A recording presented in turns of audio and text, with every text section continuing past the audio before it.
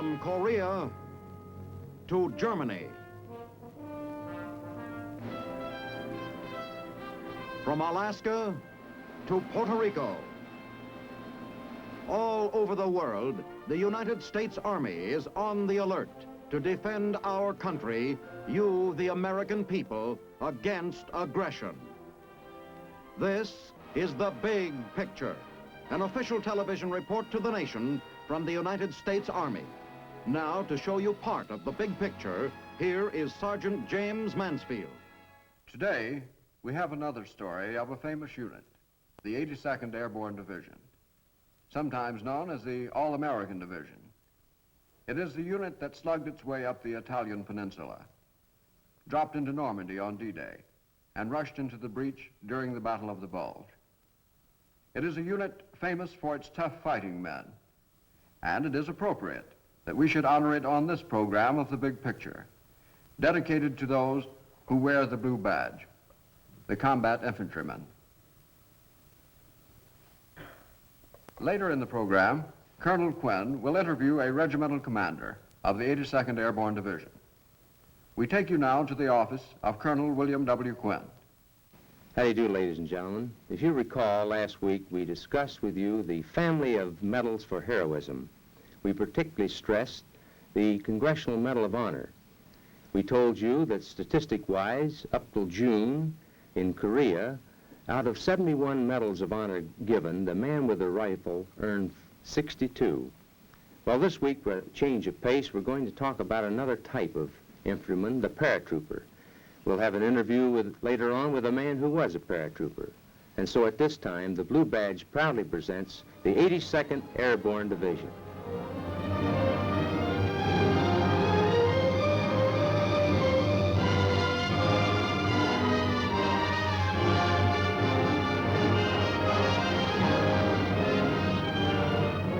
Beautiful sight, isn't it? You've got to look to the skies to see something pretty in war. Isn't much of it in ground fighting. Of course, this scene wouldn't be so pretty with flak in the skies tearing up planes, chewing up parachutes and troopers. Only this is a practice jump. New kids in the post-war 82nd Airborne. Fancy new planes and equipment. Those have changed. For the better, I guess. But one thing hasn't. One thing they can't improve. That's a fighting heart. The will to win. These kids have to have it. So did we when we joined the outfit in 1942. They called it the All-American Division because it came from all the states and made troopers of all kinds of guys. Or maybe it was All-American because we were winners all the time. It was a champion outfit, all right. Back in World War I, the 82nd Infantry Division had shown its stuff when it launched an attack to relieve the famous Lost Battalion and produced the greatest hero of that war, Sergeant Alvin York. And a great hero of World War II, General Jonathan Wainwright, who was a major then. So these rookies have a fighting tradition to follow. Next, you give them top-flight generals. Omar Bradley, who took over in March 1942 and taught us how to fight on the ground. Matt Ridgway, who came after him in June and showed us how to fight from the air. Yeah, they gave us the best in leaders. And we had a rough time keeping up with them. They trained us.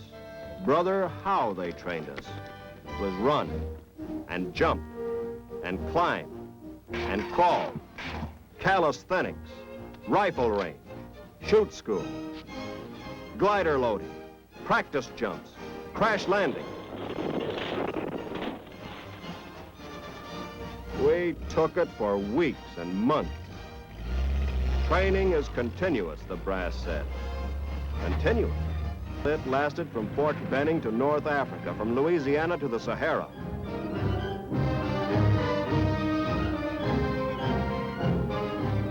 We were trained fine, hard, mean, and mad. When they told us we were the best fighting outfit in the world, we believed it. All we had to do was to prove it. Well, we did, at Sicily, in July 1943. The boys who keep the records will tell you now that the Sicily jump was a warm-up. It wasn't like the big ones that came later. In a way, that's true. But don't tell it to the guys in the chute. To them, the Gila jump was a cockeyed roughhouse. As soon as you get out of that pretty silk parachute, you fight like the doughfoot you are. You slug it out with your gun and your feet. You find it still a walking war, especially when you do 150 miles in 6 days. Not strolling down a country lane either, but pushing back an enemy who was awfully unhappy about giving up even a foot of ground. One lousy little foot.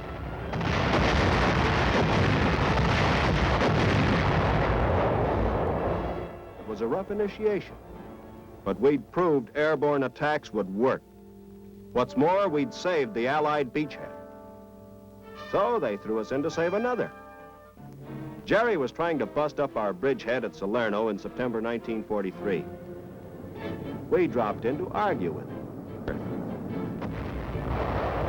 Artillery fire poured in on us like beer from a bucket.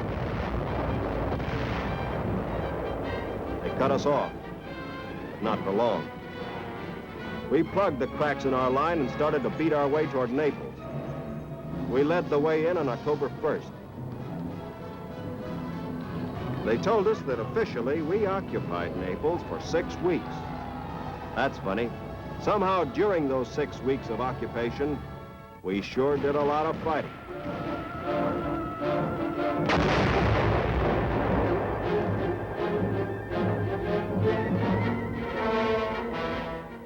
We crossed the Volturno River and took Isernia, Colli, Macchia, Coronelli, Cerro, Rocchetta, Venafro, one Italian town after another, like a Danny Kaye song.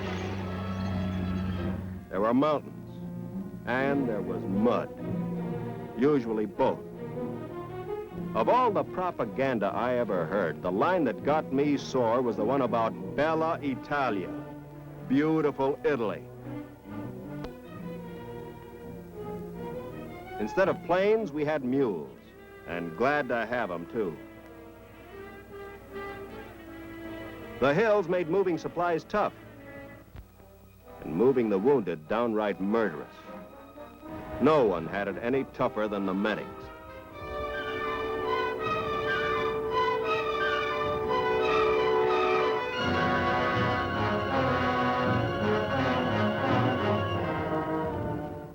We spearheaded the 5th Army's advance till it joined the British 8th at Mount Samucro.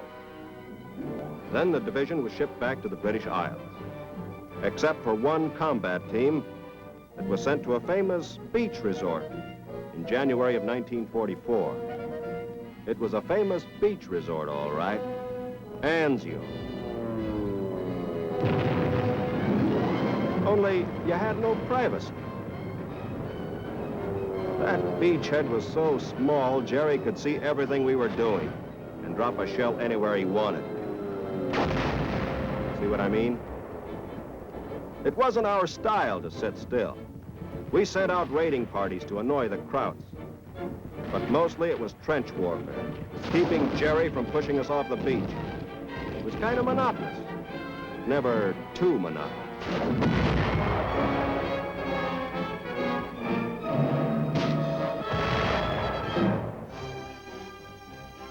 The guys from Anzio caught up with the rest of the outfit at Leicester. Those were pleasant days, with a chance to relax a little, even though we were getting ready for a new mission. Lots of replacements came in. We gave them so much jump training, they yelled Geronimo when they stepped off the sidewalk. The glider boys kept hustling in and out of their big box kites like well-trained subway sardines.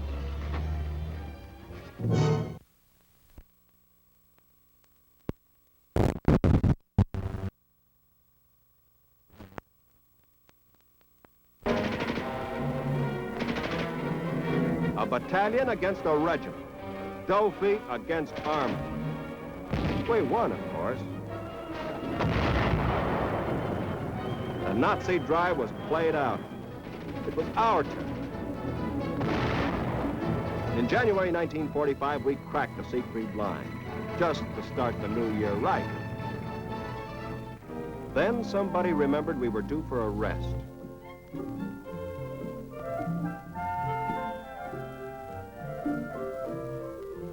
In April, we came back to the Cologne area and smashed across the Rhine at Hippdorf in a raid that won a presidential citation.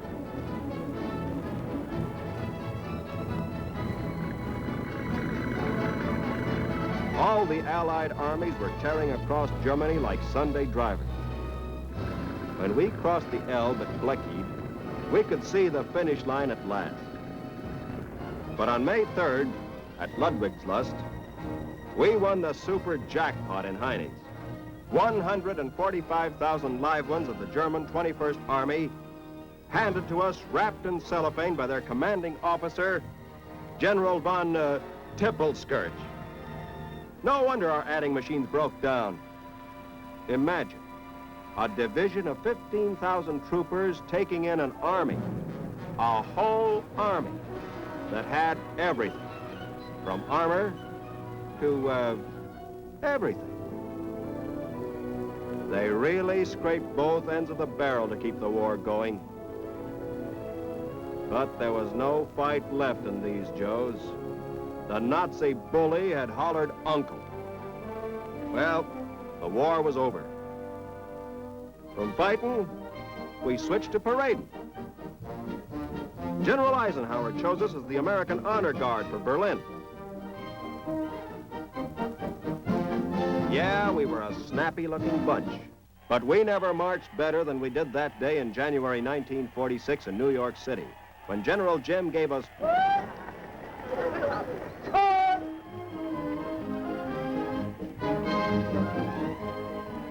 We were a proud and happy bunch, and with reason. 7 campaigns, 7 river crossings, 4 combat jumps, and 2 glider landings. The folks were proud of us for all that, and proud of us for a bigger reason. The voices that cheered us from the sidewalks of New York were voices that came from all over the country. City voices, country voices, southern voices, western voices, New England voices, American voices. They knew our boys had come from every state, every walk of life, every religion. They knew we had proved to them and to the world that no matter what small differences there were between us, we would march together when we were threatened, that there would always be an all-American division to fight for the American way of life.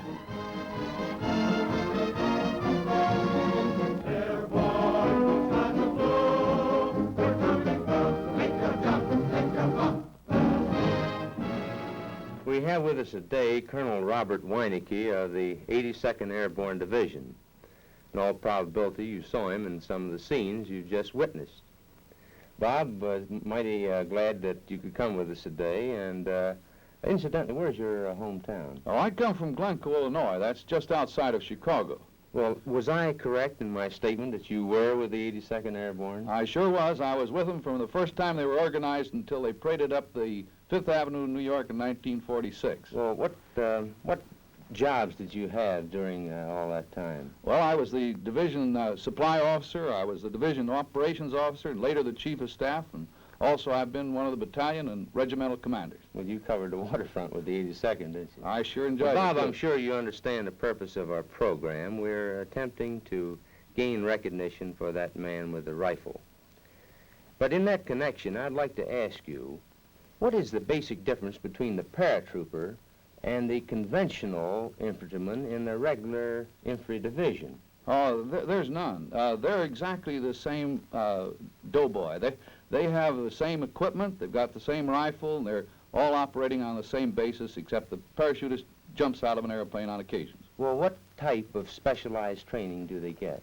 The specialized training consists of 3 weeks down at Benning, where they learn the techniques of getting out of an airplane with a parachute on their back and how to land safely, which is a good trick.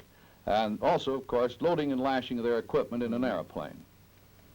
Well, speaking of training in jumping, does a paratrooper in battle always jump? Oh, no, not all the time. They go in anyway, just so they get there. Well, how are you delivered in combat, Bob? I see you were delivered by your star on your badge. Well, I went into Sicily and Italy in a Navy assault ship, but into Normandy in a glider, into Holland by parachute, and into the Battle of the Bulge by a truck. So we use anyway just so we get there. I see. Well, I understand now that they, I think, too, that a lot of people really believe that paratroopers always do jump, and that, oddly enough, they don't go in like conventional infantry. I think that's a good point. Now, let me ask you another question, Bob, about the basic equipment in the Airborne Division, that used by the paratrooper and that used by the ordinary doughboy. Well, the difference between an infantry division and a airborne division is very, very slight. To the uninitiated, I don't believe they could see any difference. We have a few more of these recoilless rifles because they're light and get in easy, and we use them as a substitute for artillery until it comes in at a little later hour. Well, in that connection, don't you have some pretty difficult problems in resupply once that you have jumped in or otherwise carried in? No, not particularly, because you see, the loading and planning for this is just as if you're going to use a truck, but we use an airplane instead. Well, how about ammunition and food and things like that? They come in by parachute in big containers. We now have a system where you can drop about 2,200 pounds at a crack. Right. Well, let me ask you one more, Bob. Since the initial concept of airborne operations where men are dropped, has there been much change in the basic organization? No, there's been no change in the concept of vertical envelopment, but there has been a change in the technique of getting into the airhead. For example, instead of a glider, now we use the assault transport, which gets in and then flies back out. Also, we have what they call the heavy drop technique, which is ability with these big parachutes to drop trucks and jeeps and howitzers and things like that. So fundamentally, that's the only change at the present time. Well, Bob, one more last question. How about combat medics and engineers? Do they support you in the Oh, sure. The combat medic, he's right in there. He jumps out of the same plane as the infantryman. And the engineers might be in a little different serial, but they're right there to help us with the mines and take care of any road work or whatever is supposed to be done. Well, thanks a lot, Bob. It was nice having you today. Ladies and gentlemen, we've just heard Colonel Robert Winnicke, formerly of the 82nd Airborne Division. I'm sure that you all enjoyed the interview with him. Now, next week we have a very interesting story of the United States Third Army. We'll show you Patton's lunge through Europe. And not only that, but we'll have another interesting interview with a tanker, an individual who can tell us about the tank infantry team. So until next week, this is Colonel Quinn speaking for the combat infantryman who asks you to look twice at the man who wears the blue badge. It's the mark of a man. The Big Picture is a weekly television report to the nation on the activities of the Army at home and overseas. Produced by the Signal Corps Pictorial Center. Presented by the U.S. Army in cooperation with this station. You can be an important part of the big picture. You can proudly serve with the best equipped, the best trained, the best fighting team in the world today, the United States Army.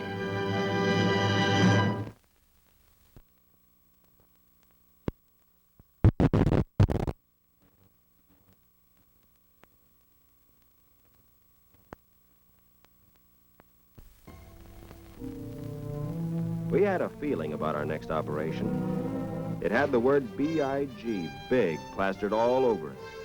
Sicily and Salerno had been man-sized fights, all right, but they'd been just preliminary bouts. This one coming up was the main event. When we heard the field orders, we knew we'd guessed right. We were going into France, into Normandy, before D-Day, on the night of June 5th. Us and our kid cousin, the 101st, and the British 6th Airborne. Nothing before or after could be more important than this. For the first time, it hit us hard. We were making history. The Lord is my shepherd. I shall not want. He maketh me to lie down in green pastures. Everything moved swiftly and quietly that night, especially our thoughts. Yea, though I walk through the valley of the shadow of death, I will fear no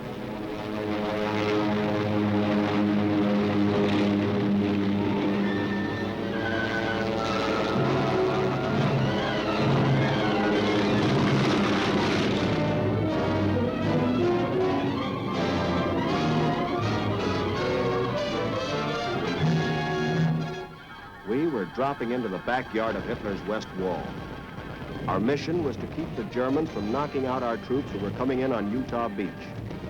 It was a big order to think about. But there wasn't much time for thinking when we hit the ground.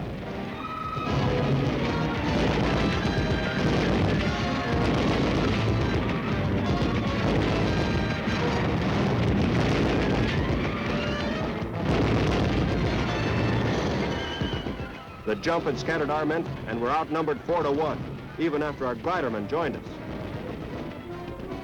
It was a tight spot, but we'd asked for it. That's why we were troopers. We started off by grabbing Saint-Mary-Glisse, key point in the German defenses, and the first town in France to be liberated. It was apple blossom time in Normandy, but the only posies Jerry was throwing was mortar and